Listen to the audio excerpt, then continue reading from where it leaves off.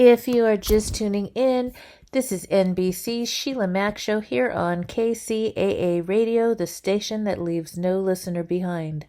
I'm your host, Sheila Mack, and today I'd like to give a special thank you and shout out to Chipmunk Baking. That's right, Chipmunk is a Houston-based small business that specializes in making delicious soft-baked cookies from all clean ingredients that maximize both taste and health. Their products have no sugar added, no artificial sweeteners, or sugar alcohols.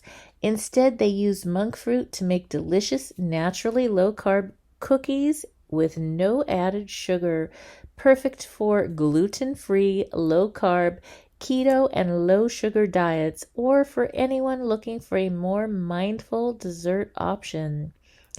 And right now, as a thank you to the listeners, for those looking to try the Chipmunk cookies, there is a special 15% off code when you go to their website at CHIPMONKBAKING.com.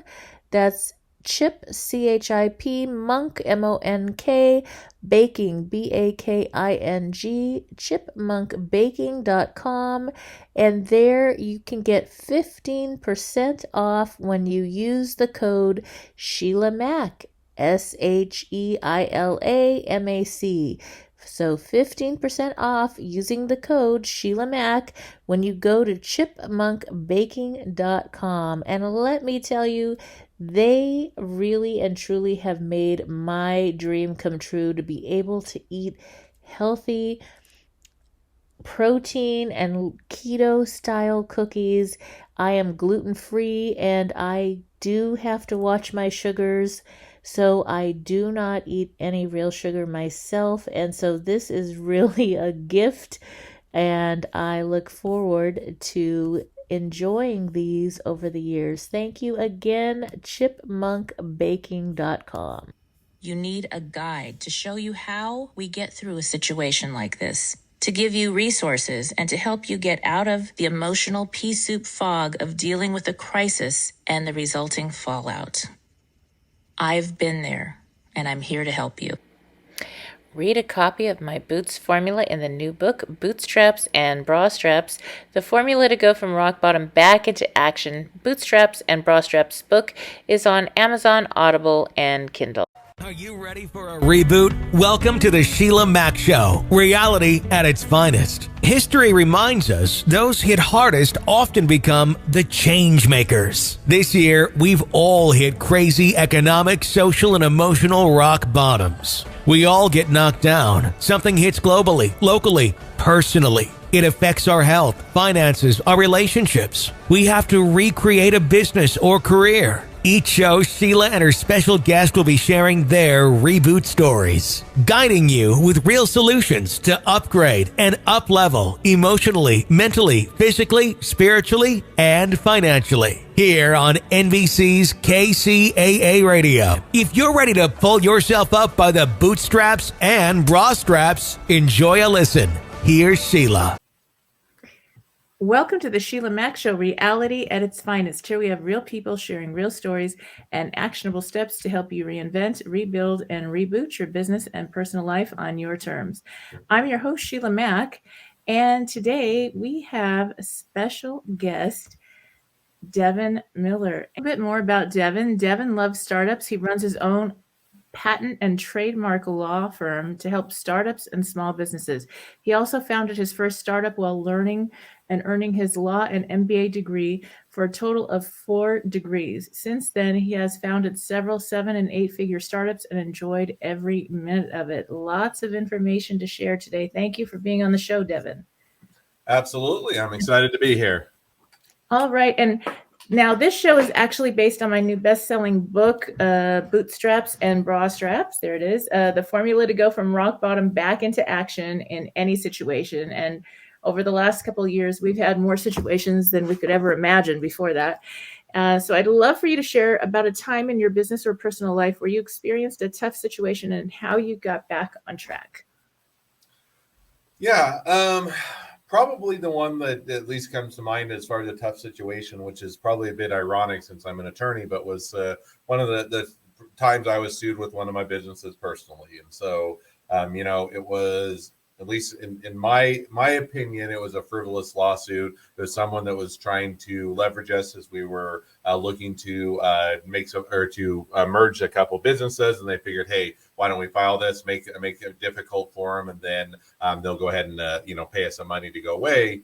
We obviously didn't want to pay, and I didn't want to pay, and so it was about a year of my life where we went back and forth. We went to negotiations, went to remediation and everything else. And at the end of the day, after about a year back and forth, it was interesting and what worked out well, although I wish I could forget that year of my life, was that we ended up buying that business out. And so we are basically, for pennies on the dollar, the business, they weren't able to sustain it. And so when the dust settled, we bought the business out. We were able to incorporate that in with the deal that we were already working on and even get a better evaluation. But at the time of going back and forth, trying to work a deal, trying to keep that going, and also work to avoid the legal issues, was one that was certainly a less than desirable point in life. Yes, that lag. It's like this lag time, and you're losing money in a legal situation or some kind of situation, and even though you turn out to have won, you still lose money and time and stress. Yep, yeah, I've been in that a few different times with different minor things or weird things that happened, and it's always a learning experience.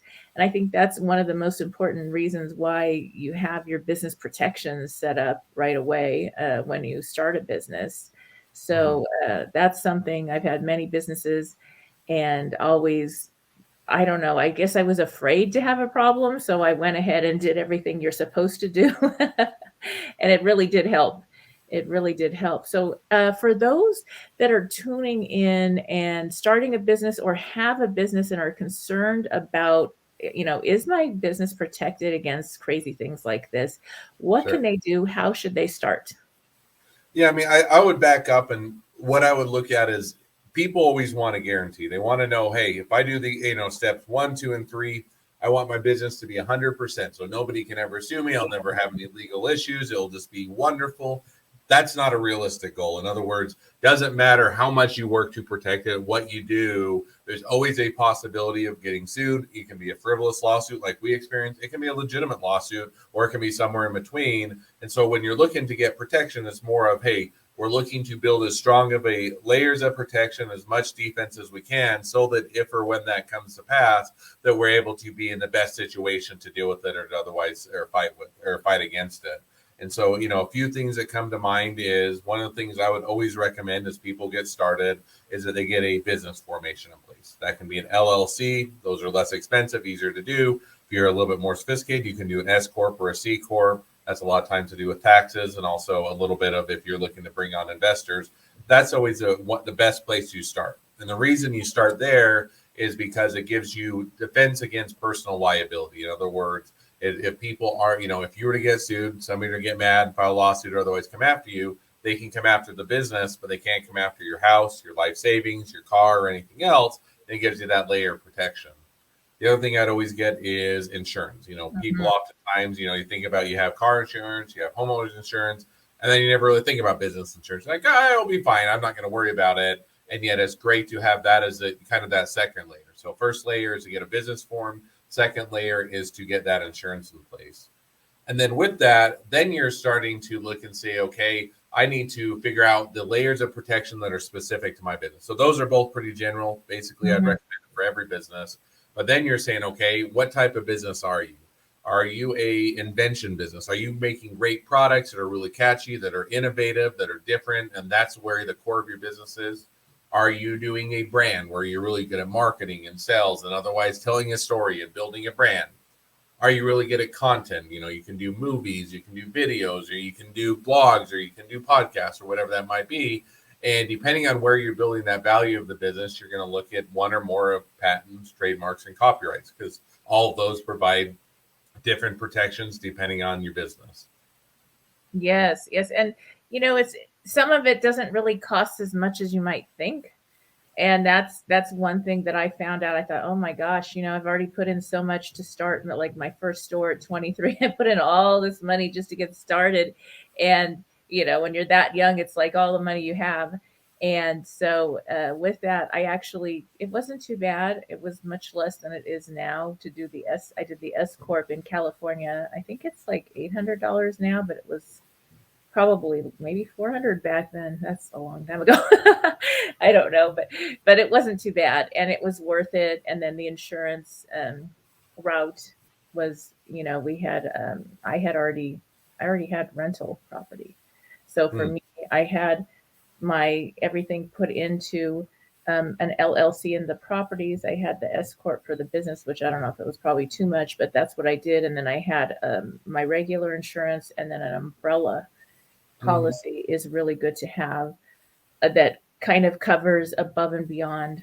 I think it was $1 million back then. Now I think you can get 3 to 5 million or something like that in the umbrellas.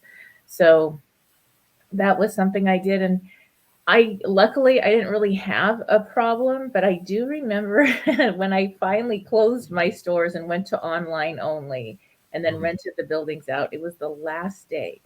And I have these great young people that were working for me that were coming out of foster care and then emancipating, and they went through this training program. Anyway, this lady comes in, and every time she came in, she's a great little client, but she would come in and she would tell about, she'd have a cast or something on her neck, and she'd say, I fell at this store, or I fell at the shopping, the grocery store, and I got so much money, and I'm going shopping. And so she came in and she was my last customer. And my kids were like, we're going to walk with her, and if she tries to fall, we'll catch her. Because she would brag about, so, and I don't know. I mean, who knows? Maybe she really did fall and she was happy she won. I don't know. But it was like a few times in different places. So it was kind of like suspicious. And that was quite a memory. I was like, oh my gosh, this is crazy. Our last customer, what is this about? So, and then we were so happy. She bought a whole bunch of things on sale, and she was happy and, thanked us and left. No problem. Didn't try anything, but it was that, that knowing, okay, but at least I've got insurance just in case the kids don't catch her. So it was interesting. So there are people that actually are professionals at just doing that.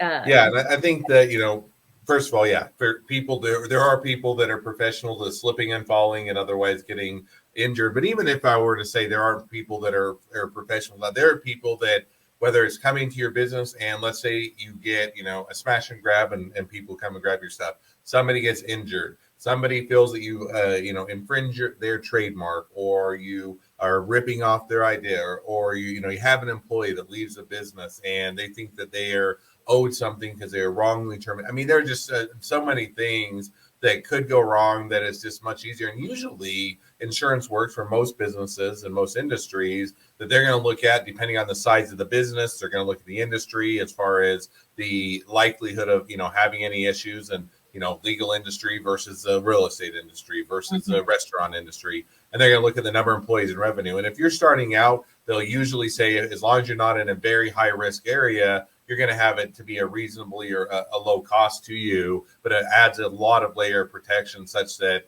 as long as you don't do anything fraudulent and wrong on your end, in the sense that you're not trying to hide things, you're doing something illegal, it gives you a much better layer of protection to add on top of what you're already doing.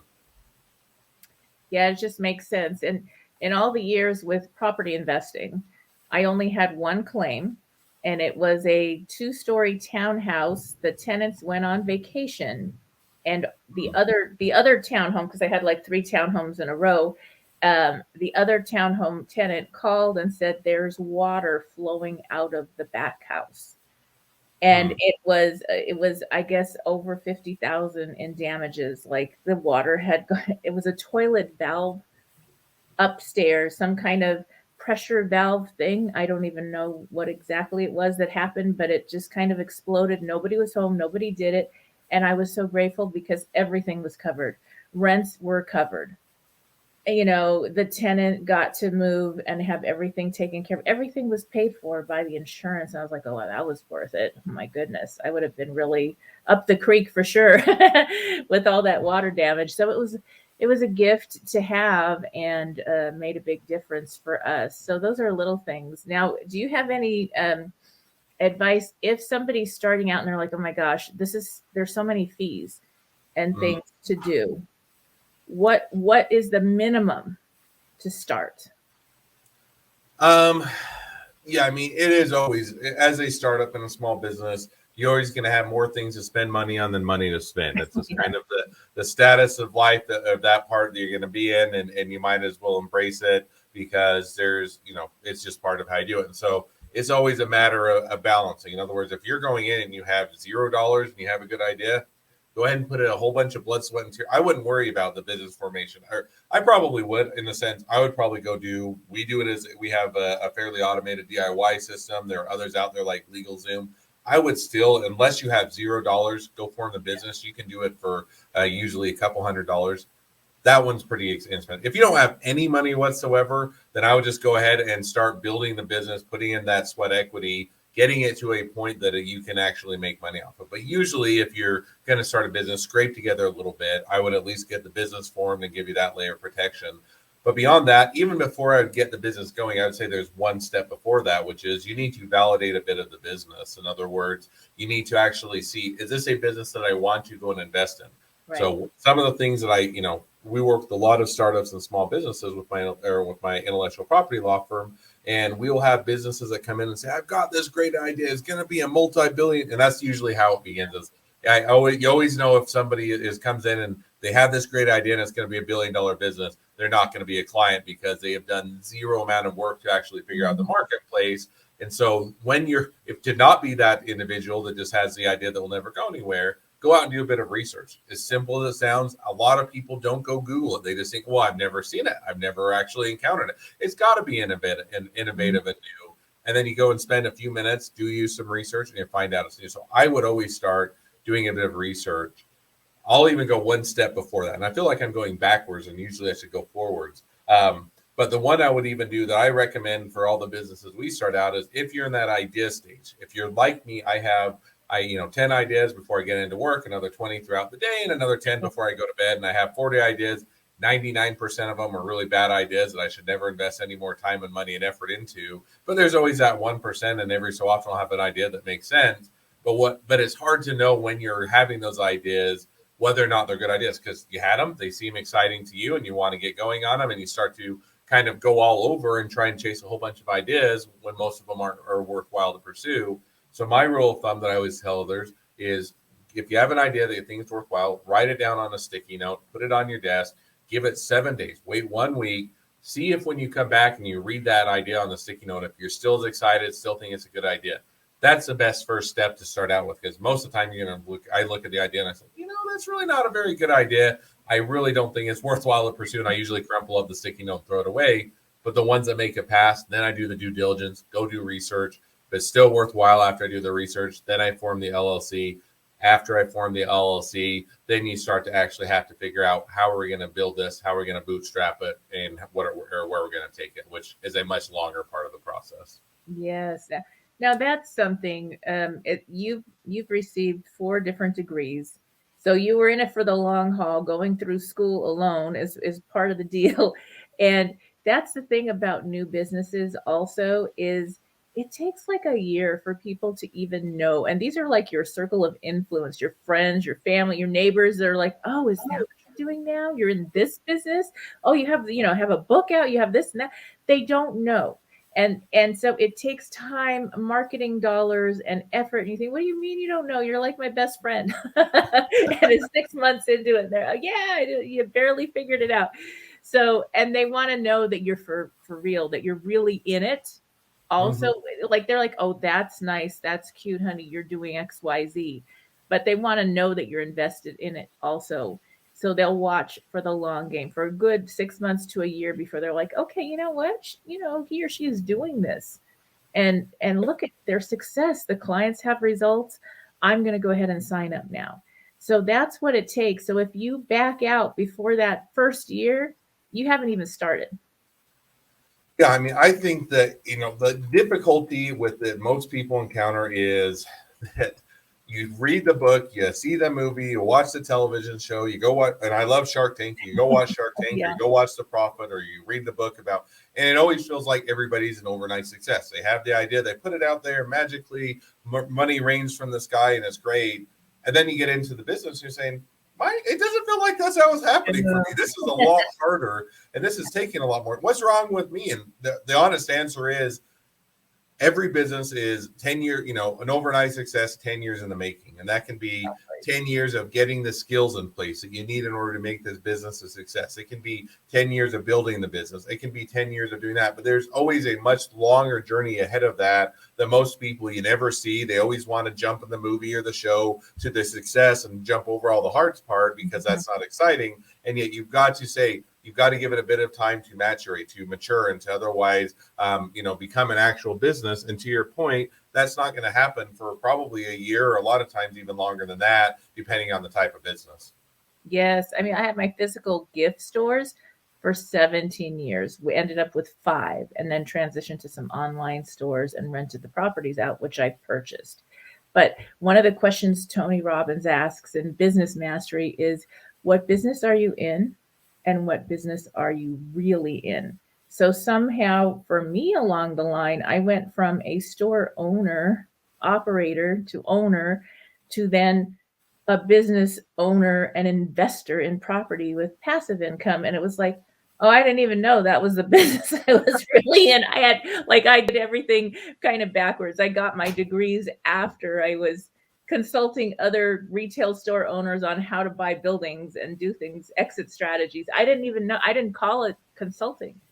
No, and I like, one of the hard things is you also hear you need to have a business plan. And I think that to a degree, a business plan is right. In other words, they're saying, hey, you need to put it on paper, get the plan out. I agree. But the reason that you typically do a business plan is less so because that's what the business is going to turn out to be. It's more so on the front end. You're doing enough of the work to convince yourself this is worthwhile to put all your blood, sweat, money, and tears into it. And then you're going to get down the road, and almost every business is going to have to do some sort of a pivot, adjustment, go in a different direction as you're figuring out what do you enjoy, where are you passionate, where is the market, who are your customers, how much can you charge, what does the market want, where is the opportunity, who's a competitor. I mean, you go through all that list, and where you look back, you're going to say, this is a different business than I intended to do. So I think you have to be willing to pivot and adjust, but you also need to do that work on the front end so that you know that it's worthwhile as you're going through the process, that no, I did convince myself this is worthwhile to pursue and it's still a good opportunity. Yes, very much so. So now, going back to your schooling, what advice do you have for listeners that are either parents of college students or college students themselves, or maybe they've gone back for a degree because of all this crazy COVID stuff and they need to reinvent their careers? What advice would you give for someone in that realm? Yeah, and I'll correct one thing you said, and I feel like I have to circle back. So I didn't go my education alone for most of it. I was married, and my wife was a great support, and she was always there for me. So I always had to feel like I give her. She earned degrees almost as much as I did, because she had to put up with all the years of me doing schools and never being available and always studying. So now going to your actual question is, for me, I went and got different degrees. 4 different degrees. They're all kind of covering different areas.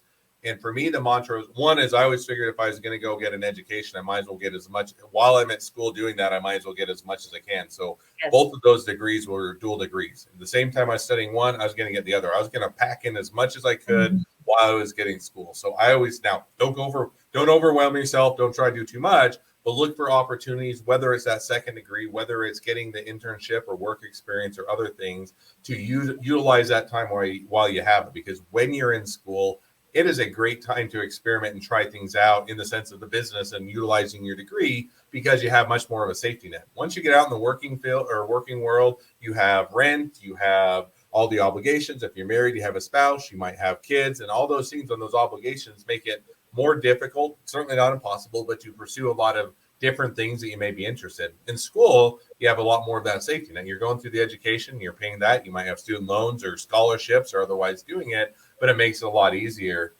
The other thing that I always hit on is a lot of times with the educational system, at least my perspective, is they tend to want to put you in a box. In other words, they're saying you are studying this and this is what you are studying.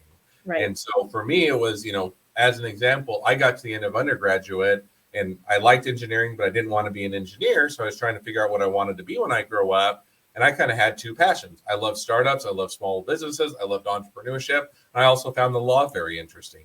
And it felt like, most of the time I tell people, so choose one or the other. Like, go be a lawyer. They can be successful, or go run your business. That can be successful. And even when I'd go talk with a lot of the people that were running the programs, like to do dual degrees, they're like, not many people get MBAs and law degrees at the same time. Why don't you just choose one or the other? Those are both, hard programs. And I felt like it was kind of boxing you in. Right. And yet once you say, no, I can choose my direction. I just said, I'm not going to choose one or the other. I'm going to do legal. I'm going to do entrepreneurship. I'm going right down the middle and doing both. It opened up a lot of possibilities to where it makes it so that I can mix in within my career the things that I love and enjoy. So one, I would say pack in as much as you can, but don't overwhelm yourself. But then two is don't allow others to put you in a box of this is what you have to do with your degree or with your career. Figure out what excites you and what people are willing to pay you for, and then go get those skills. Right. And I think that I guess when you're younger, especially, you don't even know what that is, but it'll start to show up. It'll keep coming out. So for me, first degree was computer programming for money, working at JPL. I hated it. 18 years old, working in the engineering department with all these incredible engineers. I was doing it for the money. And then they gave me the opportunity of leading the safety OSHA training because it was boring and nobody wanted to do it. And I made people smile and laugh. And I was like, oh, yes, I could do this day and night. This is awesome. Back then it was 10,000 employees there in the Pasadena JPL. And I loved that. And then it was leading a team at work at the store. And so really that's like my working with people. Great.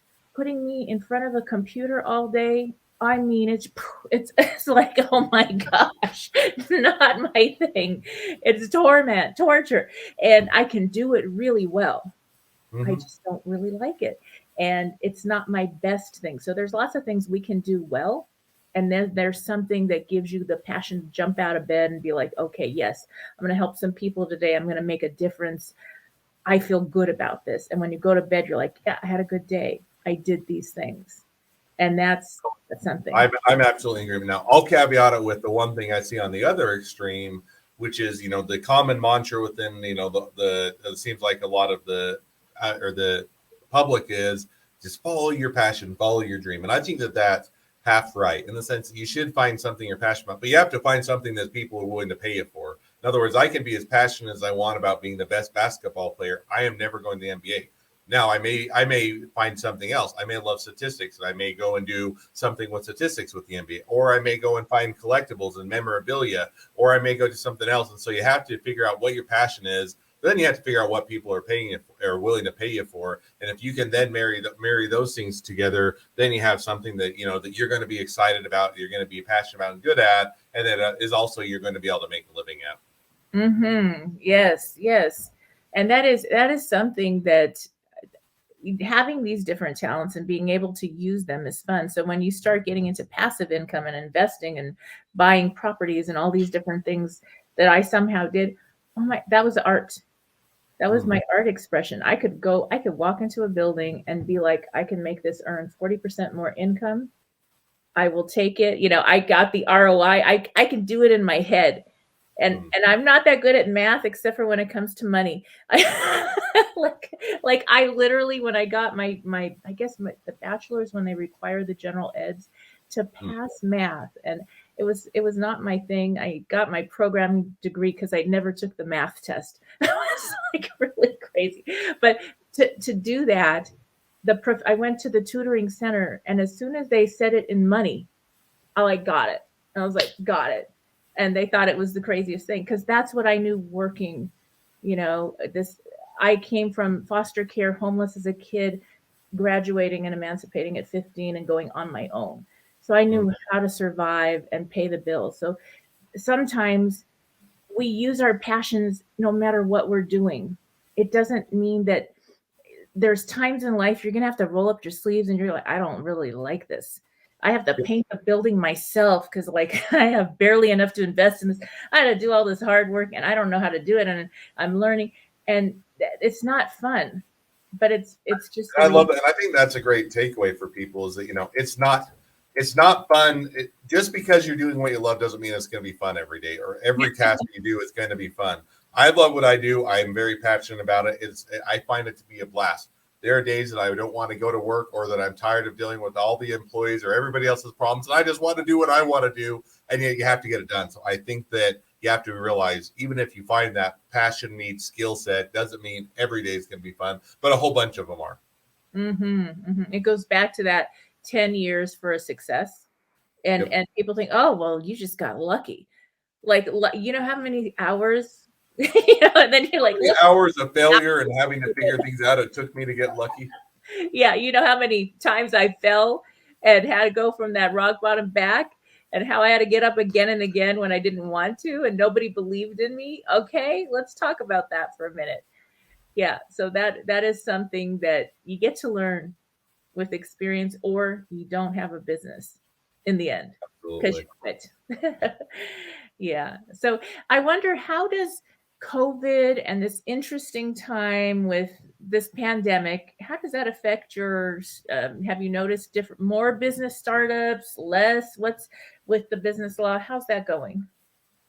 So I would say it feels like it's always pivoting and adjusting. So you'd have taken 2020 was a great year for startups. And the reason being, and you would think, well, why is 2020? You've got pandemics, you got lockdowns and everything else. Well, there's a couple things that were beneficial for starting up. One is that people weren't having to commute as much because they're typically working from home. They're oftentimes locked down and they may not be working at all. And they have more free time on their hands because they're not going out as much. And then you put that with a lot of whether it's whatever political side of the aisle, but you had government bailouts, you had more people or money flowing into businesses. So all of that combination, I think, actually helped with a lot of people saying, hey, I'm either going to do this as a side hustle or I'm going to do this as a full-time gig. And they actually started to make the leap away from just working for others and doing it for themselves. So 2020 was a good year. Now you fast forward to probably mid-2021, you're almost seeing a bit of the opposite effect. Now as you're getting a lot of those programs are tapering off, you're seeing that there's a supply chain issues. You're seeing inflation. In other words, people are getting nervous and kind of saying the opposite of, oh my gosh, was this a good idea? Should I do a startup? And should I go forward and do this? And so you're seeing kind of the other side of that curve where it's going up for a while. Now it's kind of tapering down as people are trying to figure out, was this a good idea? And for me, the one takeaway I would give is there's never an opportune time to start a business, and there's always a great time. But, one thing I love about and not saying I love COVID, but the thing that COVID did, and anytime there's chaos, anytime there's shaking up in the marketplace, that creates something that people are no longer doing the status quo, they aren't just doing it how they've always done. It always presents an opportunity. In other words, it's kind of the chink in the armor. In other words, you see the chinks in the armor, the weaknesses of other businesses, the things they aren't doing well, opportunities they aren't taking care of or taking advantage of. And you wouldn't normally see that when everything is status quo and everybody's doing well because you're focusing on doing well. But it presents a lot of opportunities if you're keeping your eye out for it, which is what I see with a lot of the businesses and startups and that are succeeding. Is they got going because of COVID maybe, but two, they're now saying, hey, we can continue to navigate this because as the chaos continues, if we can navigate it successfully, we can outperform others that aren't. Yes. Yeah, for me, I thought I was going on a book tour. My book had just come out and I was like, what, a pandemic, no book lockdowns? Are you serious? Like my whole goal, everything that you're supposed to do to, share and market about your book, gone. And I was like, oh, this is awesome. And I had moved my main residence to a place that is kind of in nature. It's beautiful. It's lovely. Newer homes, great. The internet was so bad that I had to rent an office just to do this show, just to get online and do my courses and different things I was creating. And so I was spending a bunch of money on renting offices that was not an expense I wanted to have. It was like another mortgage. It was ridiculous. And finally, about a year later, we got real internet. And it's like, oh, you have no idea how happy, and I'm saving all this money not having to. And I loved the office. It was the most beautiful office on the planet. They built me a beautiful studio. It was great, but the expense I could do without. So, so it was all these curveballs and how to I don't know, be resilient and really creative. Creativity was it. Like, how am I going to do this? I don't even have internet, and we can't even go anywhere because places are closed. So luckily I had a close business that actually was allowed to let us in during the lockdowns to do that. So it was a lot of negotiating to get that opportunity. Yeah. So now we are coming closer to the end of our talking time. I'd love for you to share where do you help people? Is it all over the United States? How exactly does that work? If somebody wants to, do a check-in with you and see where their business is at for protections, how does that work? Yeah, so definitely. We help businesses all over the US. So the thing that I love, which makes it nice for the business I'm in, is for patents, trademark, copyrights, intellectual property. It's all on the federal level, which allows us to operate in all 50 states because it's not state specific law, it's federal law. And so we have, clients. We're headquartered out of Utah, north of Salt Lake City, but we have more clients than outside of Utah than inside of Utah. So we have clients everywhere from California to New York, from Alaska to Hawaii. We have them in Utah, we have them in Colorado, we have them in Oregon and Washington and everything else, and which makes it really nice because then it allows us to help the startups and small businesses wherever they're located in the U.S. The other thing we've done is we've set it up very well that while we always are happy to have people in the office, we set it up that they don't have to come into the office to get the same level of service. So we wanted to make sure, as we're servicing startups and small businesses, that it was available and applicable to everyone, no matter where you're located, and that we have a good and robust system to make sure we help them out. As far as if people want to, if they have interest in, they have a patent, they have a trademark, they have something they need help with, they want to just pick my brain, or they otherwise want to reach out, I'll offer a couple ways to get in contact with me. So on the intellectual property side with the law firm, if they want to schedule a one-on-one meeting with me, answer questions, get them taken care of, make sure that they know what they're doing, they can go to strategymeeting.com. It links right to my calendar, let you grab some time. Anytime that's available on my calendar is available, or on the website is available on my calendar. I'm happy to chat. If they want to just find the website in general, they just want to reach out and see, hey, what does this guy do? What are his prices? What are his services? They can go to lawwithmiller.com, which takes us to the general website.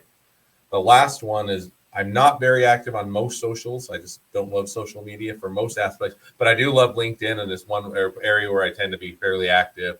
If they want to check out my profile, just go to meetmiller.com, and that will take you right to my LinkedIn profile. So strategy meeting, one-on-one, go to strategymeeting.com. They want to check me out on LinkedIn, go to meetmiller.com. All right. Outstanding. Well, thank you again, Devin, for being a special guest on the show. And for those tuning in, we'll be back after these messages. Stay tuned.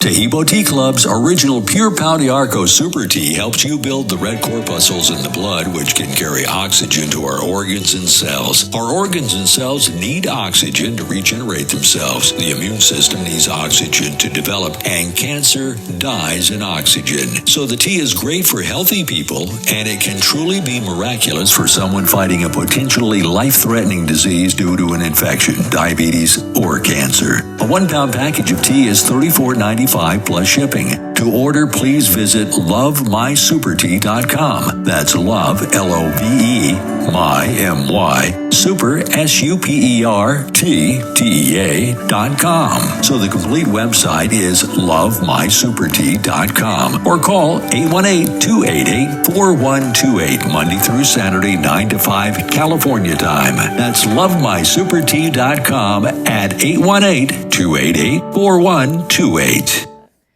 It's the holidays, and I'm dealing with an overwhelming sense of grief that is secondary to the loss of my family members that occurred during the holiday season almost 2 years ago. I'm attempting to resume my family traditions with a smile on my face, but my heart is troubled and sad. I'm grateful for the numerous friends and my support network that I am blessed with. However, I'm hoping that you can offer some insight and suggestions to help me keep my healing heart in perpetual motion this time of year. Thank you. Sincerely, Blue Christmas. Dear Blue Christmas, I'm so sorry for your loss. Losing more than one family member during the holidays is very difficult. I can't imagine. And one of the things that has helped me get through holiday seasons, because I've lost quite a few family members myself, was to change my holiday celebrations, to celebrate my loved ones that have crossed over in a different way, gave me a new tradition. And that may help you as well. I'm not sure how you celebrate your holidays or how you did in the past, but save a place for them at the table, maybe have a ceremony for them and send them love, and then stop and pause for a moment before you plan your holidays this season and think about what, if they were living with you today now, what would they want for you as your relative? What would they want to see for your happiest holiday this year? For myself, with my children, I think what I would want for my children is for them to continue to celebrate and live their best life every day, including on the holidays. And I would appreciate their memories and thoughts of me. So I think that may help, and just forming new traditions, because whenever there is a life shift, whatever it is, divorce, or kids grow up and they have their own family units, they can't travel to see us, whatever it is, our holidays are going to shift over time. And grieving a loss of more than one loved one is the hardest, for sure. Yet these are things that are going to happen. And so to have a new form of holiday will make a big difference for you. I hope this helps. As always, I wish you life, love, laughter, and light. Thank you for listening to Dear Sheila. I'm your host, Sheila Mack, and I wanted to take a moment to reflect on one of my favorite authors and quotes. The quote is, "Create a definite plan for carrying out your desire and begin at once, whether you're ready or not to put this plan into action." And the author was Napoleon Hill. A little bit about what I do is I help people to reinvent, rebuild, and reboot their business and personal life on their terms. And so I do consulting, I have a book out, and I also have a radio and TV show.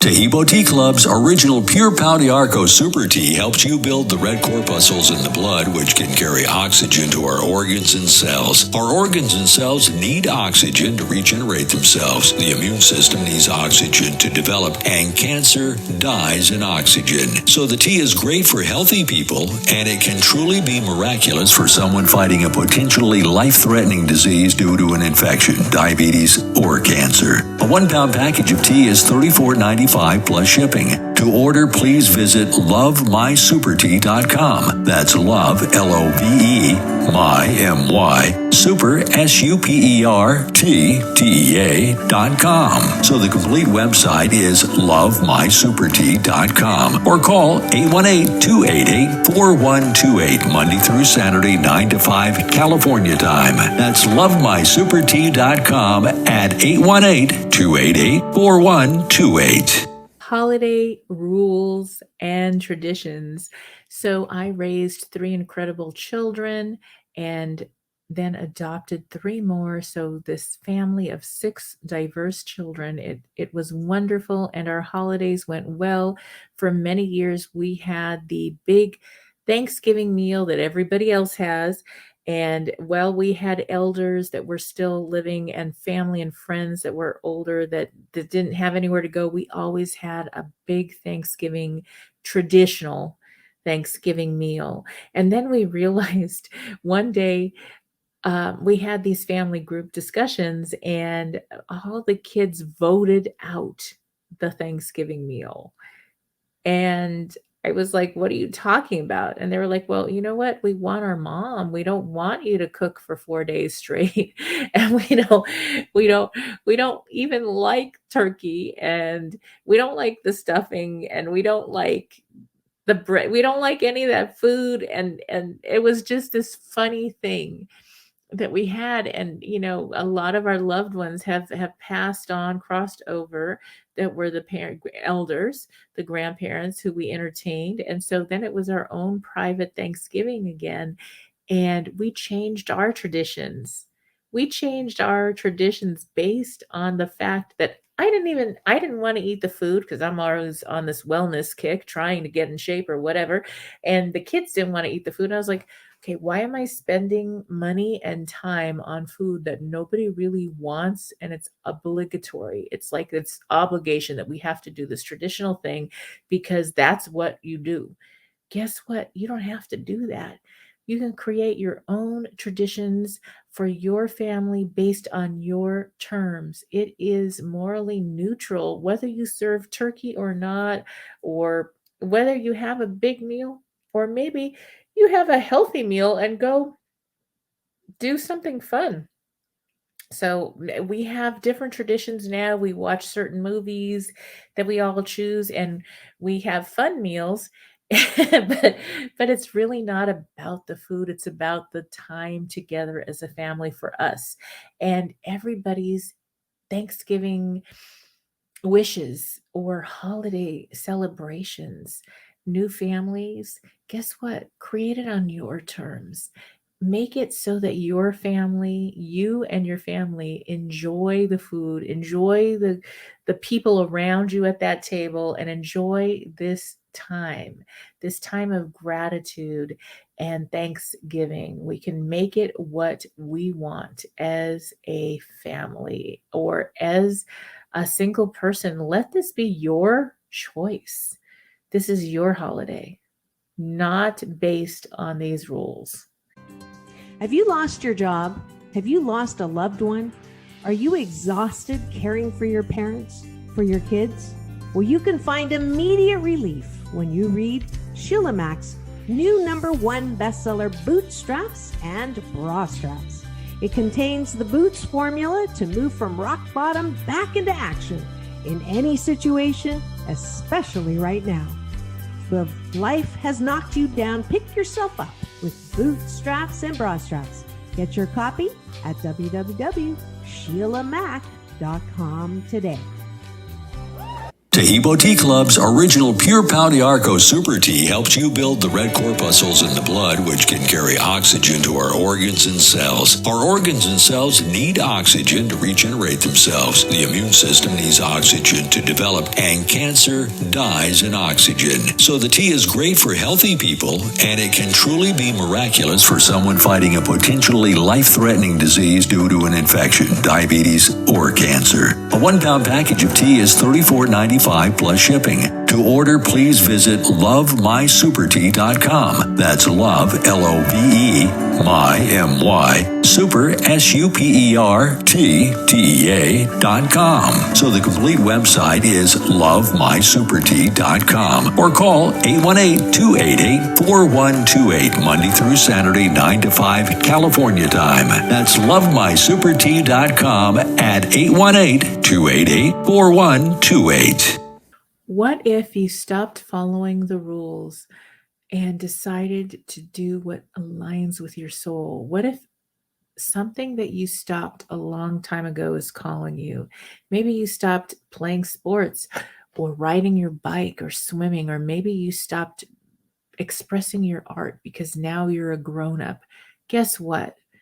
When you express your truth and all your essence and use that creative side, or go do those things that you love, that's your bliss. Follow your bliss. And guess what? If you're parents, your children will start following their bliss. You need a guide to show you how we get through a situation like this, to give you resources and to help you get out of the emotional pea soup fog of dealing with a crisis and the resulting fallout. I've been there, and I'm here to help you. Read a copy of my Boots formula in the new book, Bootstraps and Bra Straps, the formula to go from rock bottom back into action. Bootstraps and Bra Straps book is on Amazon, Audible, and Kindle. Happy holidays and Happy New Year. As always, I wish you life, love, laughter, and light. Holiday rules and traditions. So I raised 3 incredible children and then adopted 3 more. So this family of 6 diverse children, it was wonderful, and our holidays went well. For many years, we had the big Thanksgiving meal that everybody else has. And while we had elders that were still living and family and friends that were older that didn't have anywhere to go, we always had a big Thanksgiving, traditional Thanksgiving meal. And then we realized one day, we had these family group discussions, and all the kids voted out the Thanksgiving meal. And I was like, "What are you talking about?" And they were like, "Well, you know what? We want our mom. We don't want you to cook for 4 days straight." And we don't even like turkey, and we don't like the stuffing, and we don't like the bread. We don't like any of that food. And it was just this funny thing that we had. And a lot of our loved ones have passed on, crossed over, that were the elders, the grandparents who we entertained. And so then it was our own private Thanksgiving again, and we changed our traditions. We changed our traditions based on the fact that I didn't want to eat the food, because I'm always on this wellness kick trying to get in shape or whatever, and the kids didn't want to eat the food. And I was like, okay, why am I spending money and time on food that nobody really wants and it's obligatory? It's like it's obligation that we have to do this traditional thing because that's what you do. Guess what? You don't have to do that. You can create your own traditions for your family based on your terms. It is morally neutral whether you serve turkey or not, or whether you have a big meal, or maybe you have a healthy meal and go do something fun. So we have different traditions now. We watch certain movies that we all choose, and we have fun meals. but it's really not about the food. It's about the time together as a family for us. And everybody's Thanksgiving wishes or holiday celebrations, new families, guess what? Create it on your terms.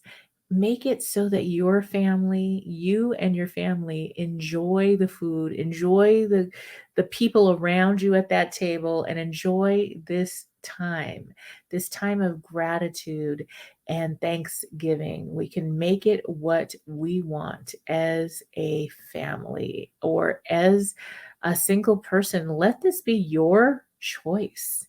This is your holiday, not based on these rules. Enjoy. Thank you for tuning in to the Sheila Mack Show, reality at its finest, where we share real situations with real solutions to help you rebuild, reinvent, and reboot your life on your terms. I'm your host, Sheila Mack. I'm giving you some homework. Grab a copy of my bestseller, Bootstraps and Bra Straps, to learn the formula to go from rock bottom and back into action in any situation. If you have a burning question for the show, send it into www.dearsheila.com. Tune in again Mondays at 1 p.m. Pacific Time and Wednesdays at 7 p.m. Pacific Time, right here on KCAA, the station that leaves no listener behind.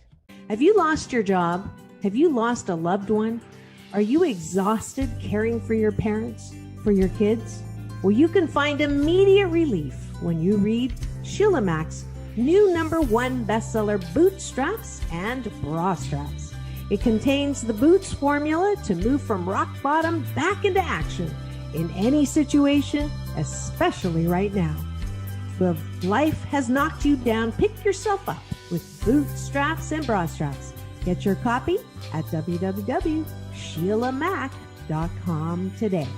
Tahibo Tea Club's original Pure Pau de Arco Super Tea helps you build the red corpuscles in the blood, which can carry oxygen to our organs and cells. Our organs and cells need oxygen to regenerate themselves. The immune system needs oxygen to develop, and cancer dies in oxygen. So the tea is great for healthy people, and it can truly be miraculous for someone fighting a potentially life-threatening disease due to an infection, diabetes, or cancer. A 1-pound package of tea is $34.95 plus shipping. To order, please visit lovemysupertea.com. That's love, L-O-V-E, my, M-Y, super, SUPERTEA.com. So the complete website is lovemysupertea.com, or call 818-288-4128, Monday through Saturday, 9 to 5, California time. That's lovemysupertea.com at 818-288-4128.